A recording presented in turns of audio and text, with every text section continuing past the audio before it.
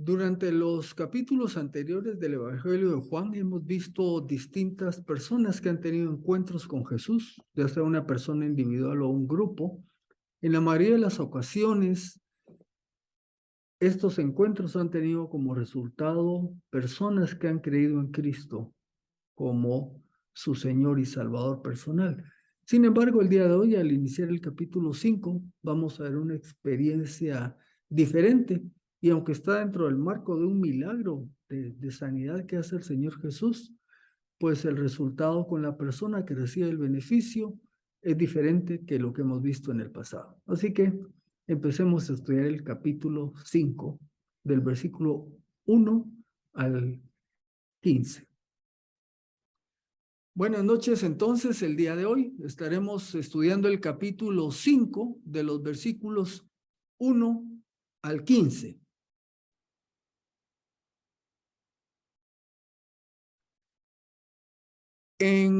Desde el 1 para acá, hemos estado viendo lo que es un encuentro con Jesús y han habido distintas personas que han tenido un encuentro con Jesús. No los enumero aquí todos porque luego me puse a pensar también aquí, pero algunos de los que hemos estudiado. Por ejemplo, allá en el capítulo 1, vimos los dos discípulos de Juan, que nos dice el relato, y aquí está hablando Juan Bautista. Al ver a Jesús que andaba por allí, dijo: he aquí el Cordero de Dios. Juan Bautista refiriéndose a Jesucristo. Y el versículo 37 nos dice: los dos discípulos, que eran discípulos de Juan, lo oyeron hablar, y cuando él les dijo: he aquí el Cordero de Dios, pues dice que estos discípulos siguieron a Jesús. Y dentro de ellos, pues uno era Andrés, y hemos comentado que se cree que el otro pudo haber sido Juan. Y luego ellos fueron llamando, pues Andrés llamó a Pedro, después estuvo Felipe, Natanael. Pero es interesante que estos que tuvieron ese encuentro con Jesús, lo siguieron. Vamos a encontrar otros ya en el capítulo 2, al final. Mientras él, o sea, Jesús, estaba en Jerusalén en la fiesta de la Pascua, muchos, y coloco ahí en rojo, creyeron en su nombre al observar las señales que hacía. Pero Jesús mismo no confiaba en ellos, porque los conocía a todos. Por eso decimos los que creyeron, pero no creyeron.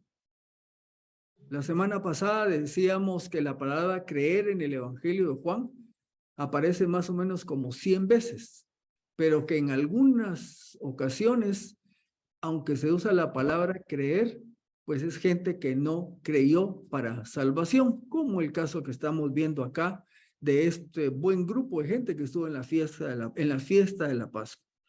Un tercero, Nicodemo, el que lo buscó, al principio no creyó, pero después sí, o sea, un periodo de tiempo entre el encuentro con Jesús y que Nicodemo cree. Por cierto, no vamos a encontrar un pasaje donde diga que Nicodemo creyó. Lo que vamos a ver es cómo la conducta de Nicodemo cambió. Dice ahí en Juan 3, o sea, Nicodemo, vino a Jesús de noche y le dijo: Rabí, sabemos que has venido de Dios como maestro, porque nadie puede hacer estas señales que tú haces a menos de que Dios esté con él. Se recuerdan que había gente que creía en Jesús en el sentido de que era un hacedor de señales o hacedor de milagros, pero no necesariamente creían en él como el ungido, como el Mesías, como el Cristo. Pues en un inicio, en el capítulo 3, no se menciona la reacción de Nicodemo, pero más adelante vemos que en Juan capítulo 19, versículos 38 y 39, dice: después de esto, José de Arimatea, que era otro judío prominente, que era discípulo de Jesús, aunque en secreto por miedo a los judíos. Recuérdense que hay una presión enorme de liderazgo judío contra cualquiera que estuviera a favor de Jesús, ¿verdad? Dice que José de Arimatea pidió a Pilato que le permitiera quitar el cuerpo de Jesús. Eso fue post la crucifixión. Pilato se lo permitió, por lo tanto, él fue y llevó su cuerpo. Y aquí aparece nuestro personaje. También Nicodemo, que al principio había venido a Jesús de noche, fue llevando un compuesto de mirra y aloes como de 34 kilos. Y usted diría, bueno, pero ahí donde dice que Nicodemo creyó. Bueno, resulta que, y esto es la evidencia, ahí está Nicodemo junto con José de Arimatea, se están jugando el riesgo, ¿me explico? Para darle sepultura al cuerpo de Jesús. Esta acción es una evidencia de que Nicodemo, bueno, igual que José de Arimatea, ya había creído en Cristo. Este es el caso, tuvo un encuentro al inicio, Nicodemo, pero él en el proceso cree. Encontramos allá, lo vamos a ver más adelante en el capítulo 7 u 8, donde Nicodemo se pronuncia ahí con el Sanedrín, ¿verdad? Y le alega un poquito los demás, pero ya se está pronunciando en favor de Jesús. Así que este es otro caso de uno que tuvo un encuentro con Jesús, en este caso uno que sí creyó en él. Luego, más reciente o fresco para nosotros, tenemos la samaritana. Le dijo la mujer, sé que viene el Mesías, que es llamado el Cristo. Cuando él venga, nos declarará todas las cosas. Jesús le dijo, yo soy el que habla contigo, o sea, yo soy el Mesías. Y entonces la mujer expresa después, vengan, porque se fue al pueblo, ¿verdad? Dejó ahí su tinaja o su balde, se fue al pueblo. Vengan, vean a un hombre que me ha dicho todo lo que he hecho. ¿Será posible que este sea el Cristo? Y este es una evidencia de que esta mujer también cree en el Señor Jesucristo. Se va corriendo a avisarles a los otros, ¿verdad? Y esto nos lleva al otro grupo que sí cree, que son los demás pobladores del pueblo ese de Sicar. Entonces, cuando los samaritanos vinieron a él rogándole que se quedara con ellos, se quedó allí 2 días y muchos más creyeron a causa de su palabra. Y por cierto, decíamos que en el caso de los samaritanos no hubo un solo milagro. La mujer creyó por ese encuentro con el Señor Jesús. Los demás del pueblo creyeron inicialmente por el testimonio de la mujer, pero después por la misma relación, por la misma palabra del Señor Jesús, creyeron muchos, dice. Y en esta lista que estoy presentando como introducción, tenemos otro que tuvo un encuentro con Jesús, que fue el funcionario del rey que vimos la semana pasada. Este funcionario fue a pedirle que llegara de Caná a Capernaum, porque ahí tenía a su hijo gravemente enfermo, a punto de morir. Y fue el hombre que le pidió a Jesús que fuera a Capernaum para que lo sanara. Y Jesús no fue, solamente le dijo, ve, tu hijo vive. Y el texto nos dice, el padre entonces, porque cuando él regresó a Capernaum, lo salieron a encontrar sus siervos y le dijeron que el hijo vivía. Y entonces él preguntó, ¿cómo a qué hora pasó eso? Y le dijeron, ayer como a la 1. El padre entonces entendió que era aquella hora cuando Jesús le había dicho, tu hijo vive. ¿Y qué pasó? Y creyó él con toda su casa. Y la semana pasada pues hablamos que hubo otros casos donde una persona cree y a través de esa persona el evangelio entró a sus hogares, como fue en el caso de Lidia, la vendedora de púrpura, o como tenemos el caso de el carcelero de Filipos y otro personaje ahí que mencionamos que era un judío, me parece el nombre era Crispo, ¿verdad? Y quizás algunos de ustedes en sus familias ha sido esa la experiencia, que quizás a través de uno entró el evangelio y así se fue extendiendo a otros. Bueno, entonces ya en el capítulo 5 vamos a ver en este capítulo otro encuentro con Jesús, solo que en esta ocasión la experiencia va a ser diferente. Versículo 1 del capítulo 5 de Juan. Después de esto, había una fiesta de los judíos y Jesús subió a Jerusalén. Después de esto, se refiere al evento de la sanación del hijo del funcionario del rey. Juan, el apóstol, dice que había una fiesta, pero no nos dice cuál fiesta, ¿verdad? Entonces no se puede saber. Pero de remate hacemos un repaso.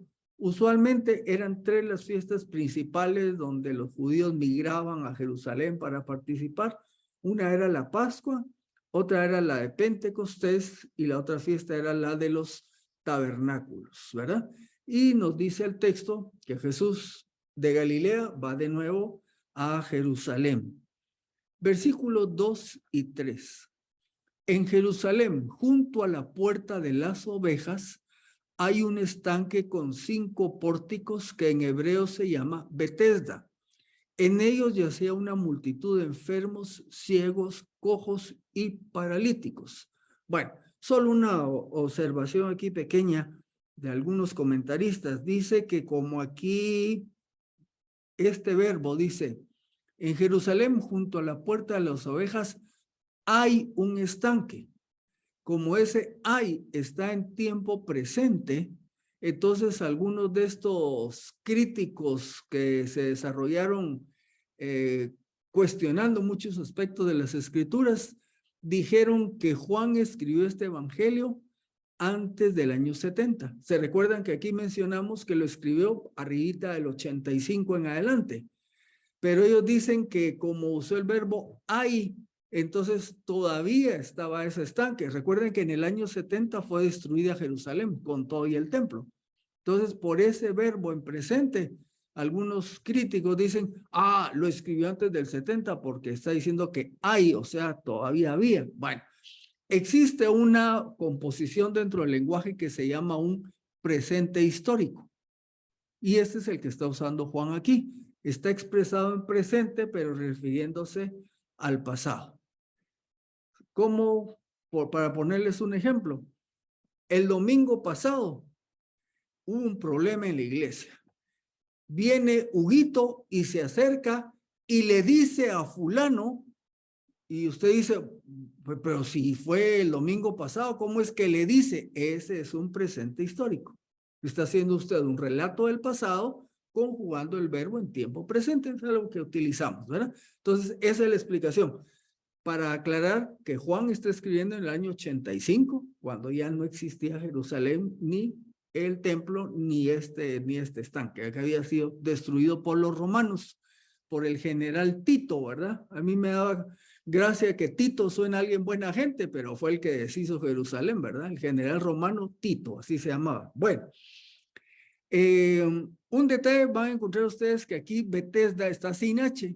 Bueno, esta es la traducción Reina Valera 2015.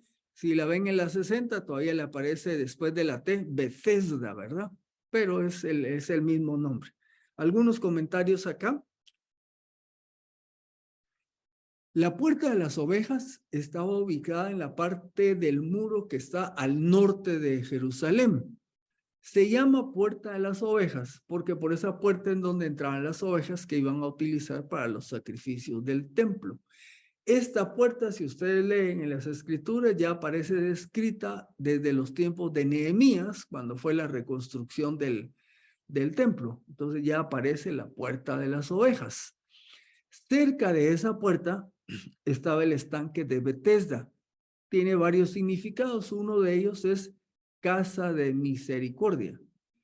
Sin embargo, aunque el nombre era casa de misericordia, en realidad a su alrededor había mucho sufrimiento por todas las personas que estaban ahí en espera de obtener sanación o curación de sus distintas enfermedades.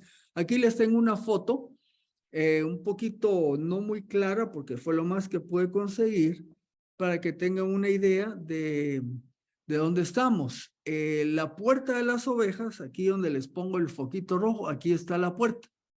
Entonces se venían por acá y aquí de este lado estaba el estanque de Betesda. Y por supuesto, aquí de este lado tenemos donde está el templo ubicado. Así que estamos viendo que Jesús cuando regresa a Jerusalén viniendo de Galilea, pues llega aquí al templo, al estanque de Betesda, ¿verdad?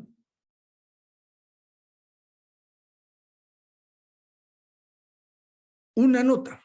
Para los que ustedes ahorita tienen la Reina Valera 1960 y también la Nueva Biblia de las Américas, esta nota. Las versiones Reina Valera 2015, la nueva versión internacional y la nueva traducción viviente no incluyen los versículos 3b y 4. Ustedes leen el versículo que les leí donde dice que había cojos, paralíticos y ciegos, ¡pum! Y se brinca al versículo 5. Se come un pedacito del 3, no aparece el 4 y se va al 5. La Nueva Biblia de las Américas trae una anotación que dice lo siguiente: los manuscritos más antiguos no incluyen el resto del versículo 3 y todo el versículo 4. Ahora, la Reina Valera 60 no trae ninguna anotación. Aquí abajo, ustedes ven que yo les coloqué un asterisco aquí, es para anotar qué manuscritos más antiguos, todos los que se encontraron escritos antes del año 400 después de Cristo.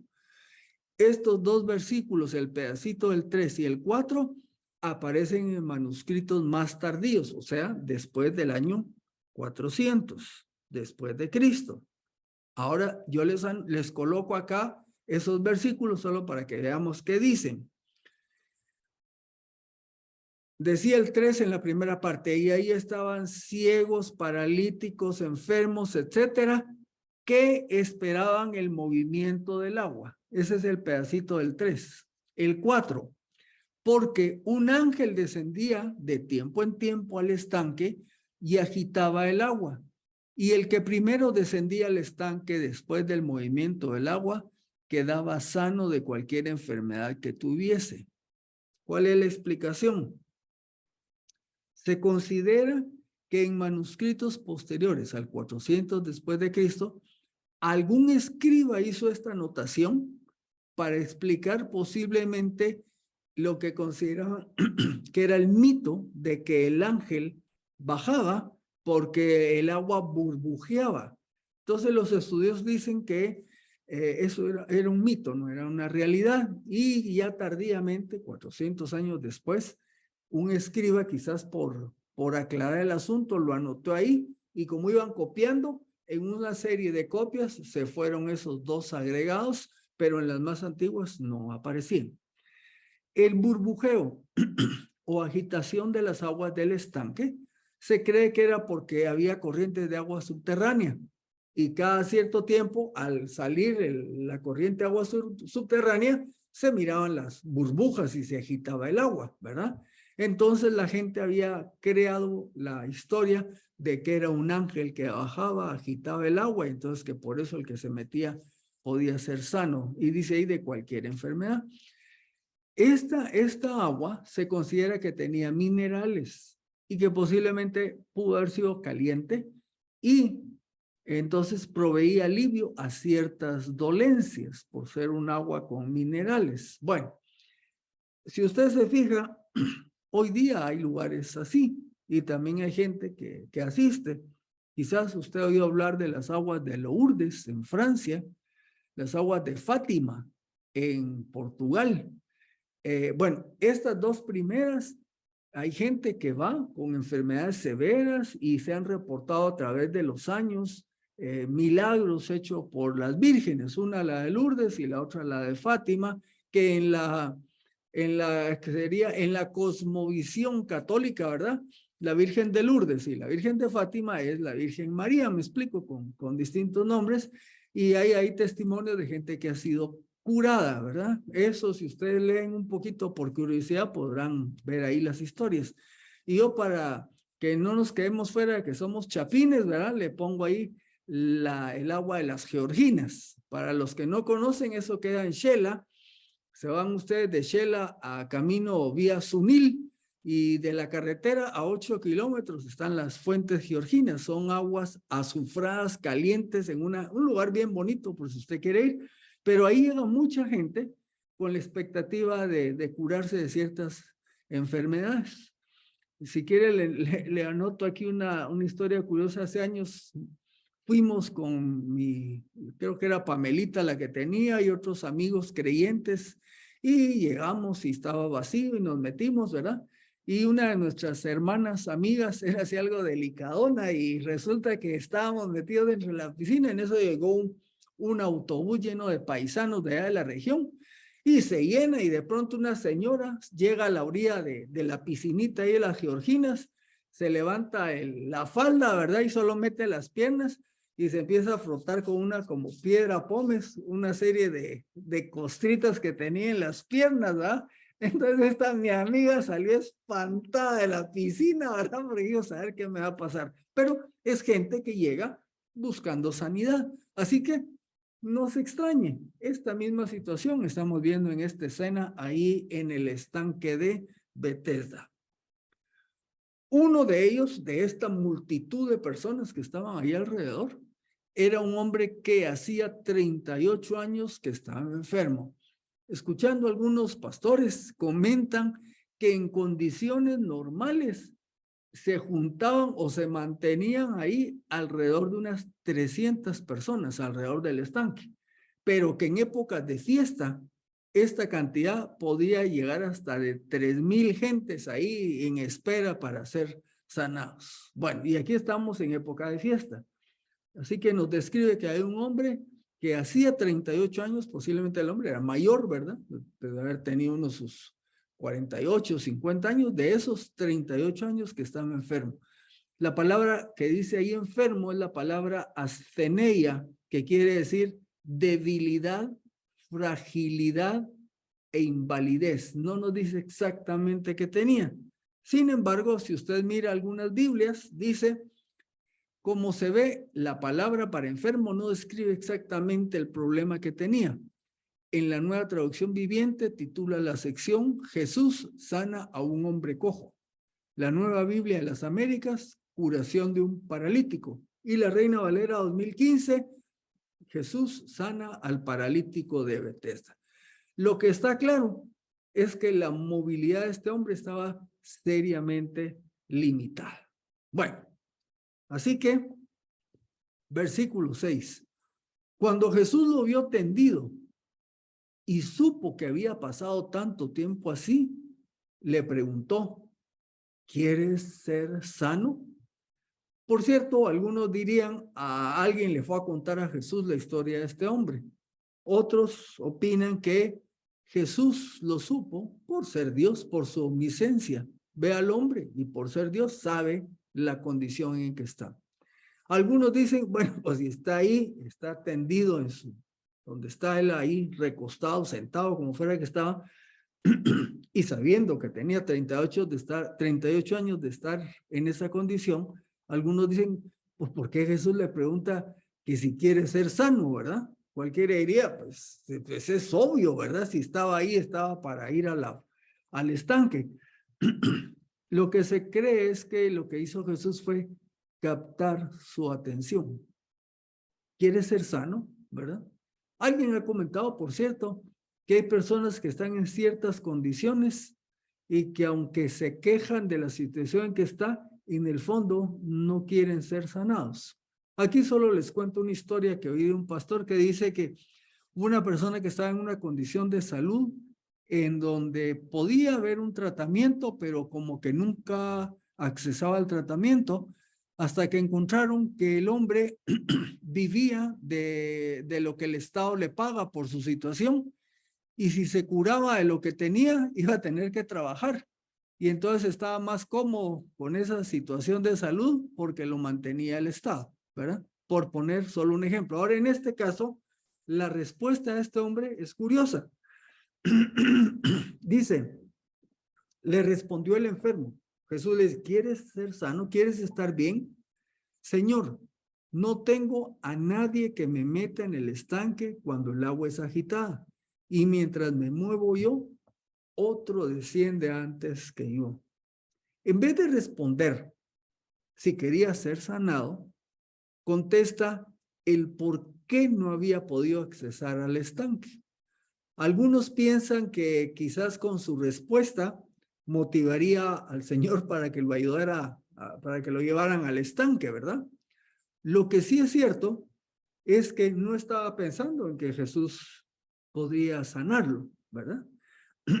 Entonces viene el Señor Jesús, versículos 8 y 9, y le dijo, levántate, toma tu cama y anda.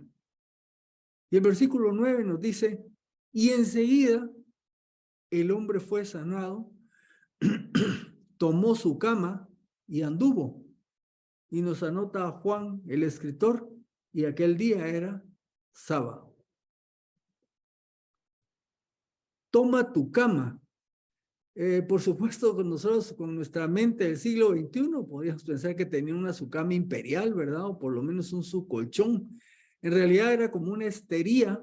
Una esterilla es como este que les pongo aquí de este lado, posiblemente era de algún material de lino o de algo que hacían para recostarse mientras estaban ahí, o en nuestro contexto equivaldría como un petate, ¿verdad?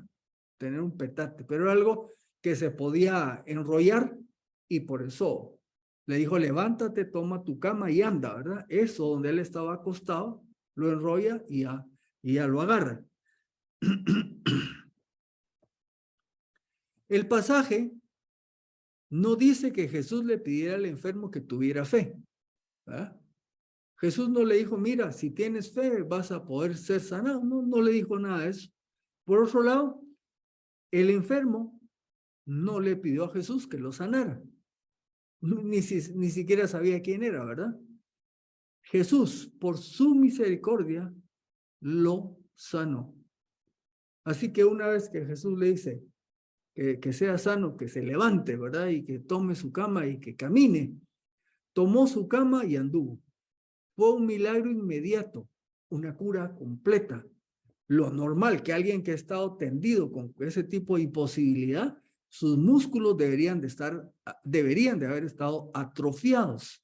Quizás usted ha visto películas donde una persona ha estado en coma por meses o años y que de pronto despiertan.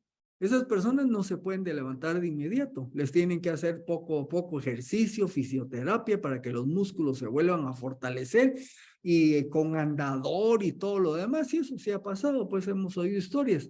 Pero en este caso, Jesús le dijo, levántate, toma tu cama y camina. Y fue inmediato. Es que eso es lo que Dios hace. Dios cuando hace estas cosas las hace completas. Jesús lo sanó totalmente de su problema.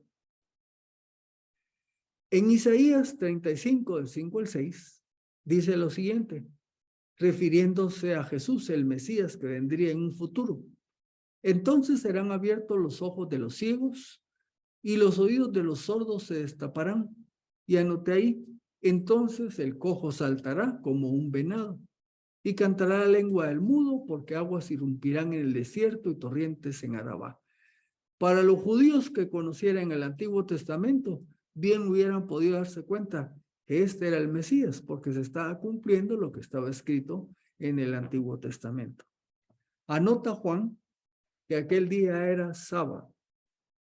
Jesús lo pudo haber sanado un día antes, porque la fiesta no era de hoy llegamos en la mañana y nos regresamos en la noche. Pasaban varios días ahí.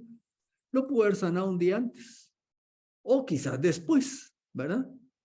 Pero Jesús no hacía nada al azar. Este milagro en día sábado detonaría el inicio de una persecución más intensa de parte de los líderes judíos. Quiero notar que aquí cuando se habla de judíos, porque dice los judíos no está hablando de la totalidad de los judíos, sino básicamente del liderazgo de los judíos. Cuando aquí Juan dice los judíos, está hablando básicamente de los líderes, usualmente del Sanedrín y los demás prominentes que habían ahí en Jerusalén. Versículo 10 y 11.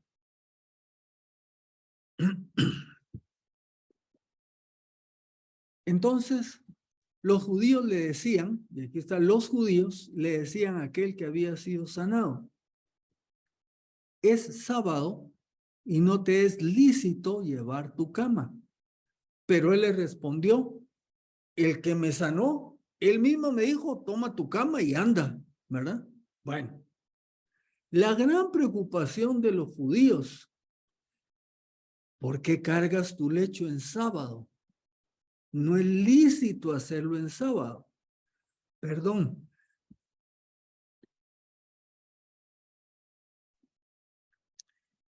Ahora, la pregunta es, bueno, ¿según quién él no podía cargar ese lecho? Bueno, resulta que los judíos tenían una serie de normas y reglas que habían agrandado lo que se aprendía en el Antiguo Testamento. Ellos le habían agregado, pero mucho más disposiciones. Vivir la vida piadosa religiosa era sumamente difícil porque era un montón de normas y reglas que tenían, ¿verdad? Y eso de que él no podía cargar su lecho, eso era una norma que ellos habían puesto, porque no vamos a encontrar un pasaje específico donde diga que es prohibido andar con el lecho o con su petate, pues, en día de reposo. Ahora, imagínense la presión que tenía este liderazgo, cómo tenían al pueblo. El pobre fulano ahí se había aterrado, ¿verdad? Entonces, ¿qué hace?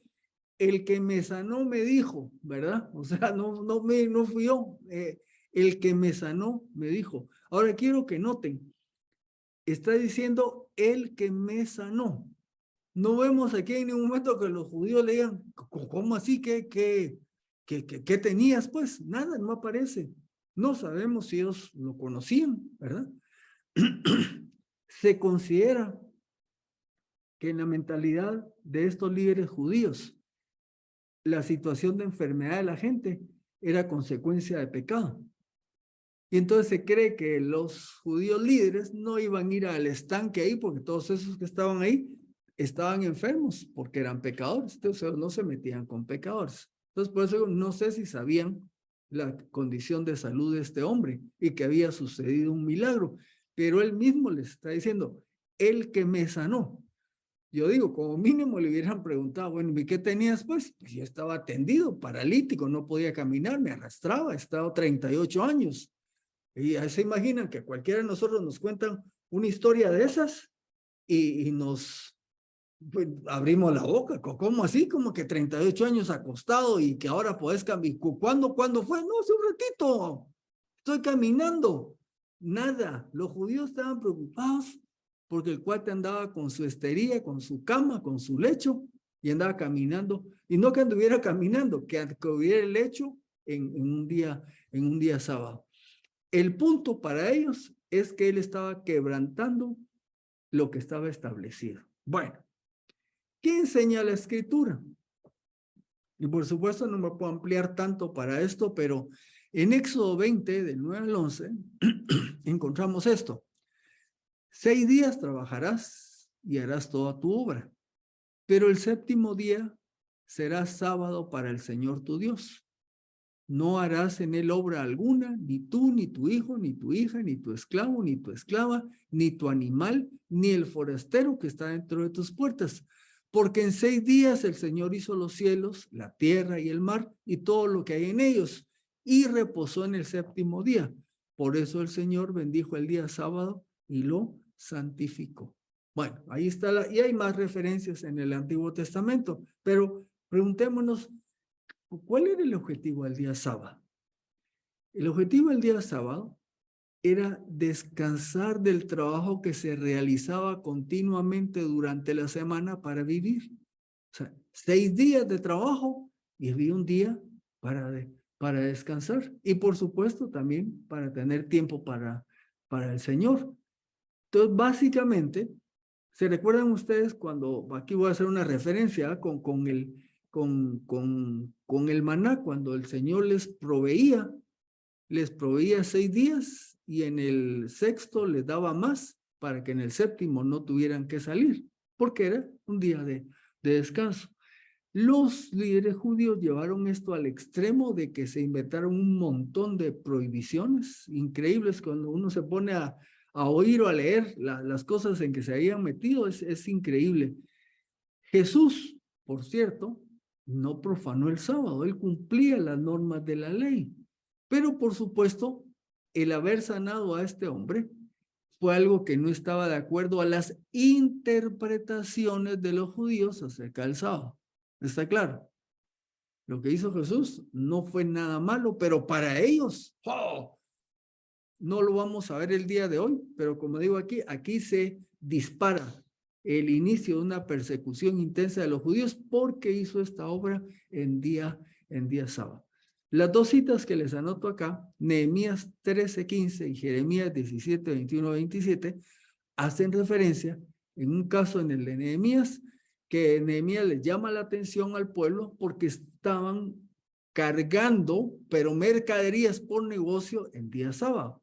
Y lo mismo similar está en Jeremías 17, 21, 27. Hay gente que anda cargando mercaderías para hacer negocio en día sábado.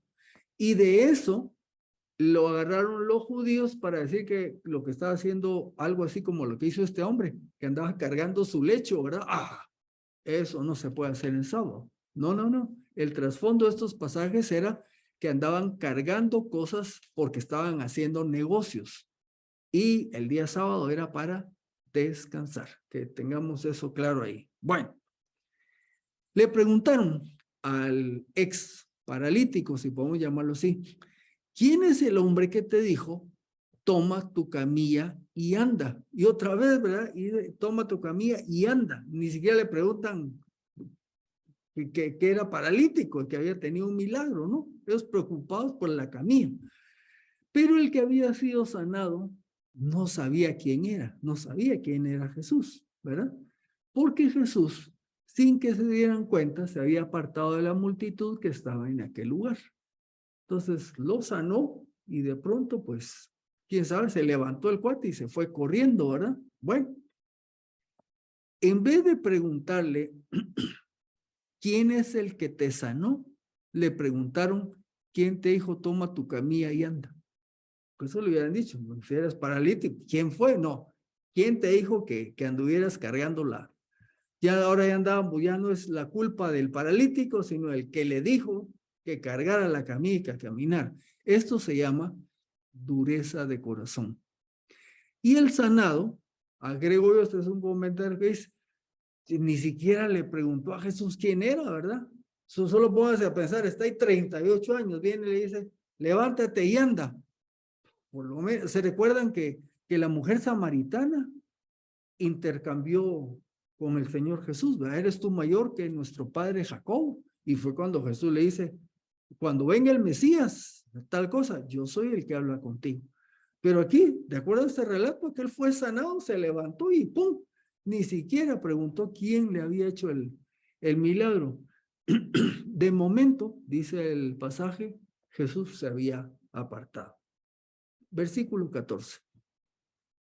Después de este momento, Jesús encuentra al que fue sanado en el templo y le dijo, he aquí, has sido sanado. No peques más para que no te ocurra algo peor. Bueno, de este versículo hay un par de comentarios. Dos interpretaciones de lo que dice ahí. Se puede entender que la situación de enfermedad de este hombre había sido consecuencia de pecado en su vida. Ahora aquí aclaramos. Hay situaciones físicas de la salud del ser humano que pueden derivarse de ser el resultado de una vida de pecado y hay otras que no tienen que ver con el pecado. Si ustedes se recuerdan a aquel hombre que le preguntaron, ¿por qué está así? ¿Por el pecado de sus padres o por el pecado de él? Por ninguno de los dos. Él está así para que se vea la obra del Señor en su vida. Pero vamos a tener un caso de David, ¿se recuerdan? Cuando tiene el desliz con Betsabé, ¿verdad? Sí. Y queda embarazada. Si ustedes leen el Salmo 32, David dice, mientras cayese, se envejecieron mis huesos. Mi vida se convirtió en un sequedal de verano, ¿verdad? Él estaba viviendo consecuencias físicas de su pecado. Entonces, dos detalles para que no vamos a entender mal. Cada vez que uno se enferma, hay iglesias donde así como los judíos le van a decir a usted, a saber qué hiciste, eso te lo está. Miren, hermanos, yo acabo de, bueno, no acabo, hace unas 3, 4 semanas hice una visita a una pareja donde la dama está con una enfermedad muy seria y ellos no han sido muy regulares congregándose. Y en la visita iba con mi esposa nos dice el esposo, nos dice, yo sé que pues no hemos sido muy regulares, pero es que algunos que nos visitaron, me dice, nos insinuaron que la enfermedad de mi esposa es porque no nos hemos congregado regularmente. Y ellos, y así, los dos nos dijeron que se sentían, voy a decirlo en buen chapín, se sentían hechos lata, porque lejos de animarlos, ¿verdad? Les fueron a emitir un juicio. Hermanos, uno no puede saber ese tipo de cosas. Eso solo está en las manos de Dios. Ahora, repito, puede venir enfermedad, dolencias, accidentes y todo. Eso tiene uno que tratarlo con el Señor, ¿verdad? Pero no podemos ir a juzgar, a decir, te pasó eso porque saber qué estás haciendo. No, no, no, no. Mucho cuidado, eso es muy lastimoso, ¿verdad? En este caso, por lo que el Señor Jesús le dijo, se entiende que este hombre, alguna situación hubo en su pasado y él vivió esa experiencia por su propio pecado y le dice Jesús, va, tranquilo, a partir de ahorita no peques más, porque ¿qué le dice? Te puede ocurrir algo peor. ¿A qué se refiere con eso? ¿Qué puede haber peor que 38 años de una enfermedad que lo tenía inválido? Bueno, algo peor es la salvación, no tener salvación, ¿verdad? Perdón, ahí la palabra que tengo está mala. No es convención, sino es perdición eterna. Aquí le echamos la culpa al diccionario de la computadora, pero se refiere a la perdición eterna. Eso es lo peor que le podía pasar a este hombre si no tenía un cambio como el que hemos visto en los demás, los que han creído en Jesús como su Señor y Salvador. Ahora, Jesús le habla ahí y le da esta advertencia. ¿Qué hace este hombre? Se fue y declaró a los judíos que Jesús era el que lo había sanado. En esta oportunidad, en esta lectura, yo no me había percatado de esta situación como la veo ahora, ¿verdad? Miren, lejos de mostrarse agradecido con el Señor, este hombre salva su pellejo. Pues ya lo habían asustado los judíos. ¿Qué andas haciendo cargando eso el día sábado? Eso no es lícito, ¿verdad? No sé que uno me dijo a mí que lo hiciera, ¿verdad? Este hombre sabía que el irles a decir que era Jesús era una situación peligrosa para el Señor Jesús. Sin embargo, fue y les dijo la identidad de quien lo había sanado. Él sabía que los judíos estaban molestos con este hacedor de milagros y que irían tras él. ¿Por qué empecé hablando al inicio del encuentro con Jesús? Porque vemos que la mayoría, con excepción de los de Jerusalén que creyeron, pero dice que el Señor conocía sus corazones, ¿verdad?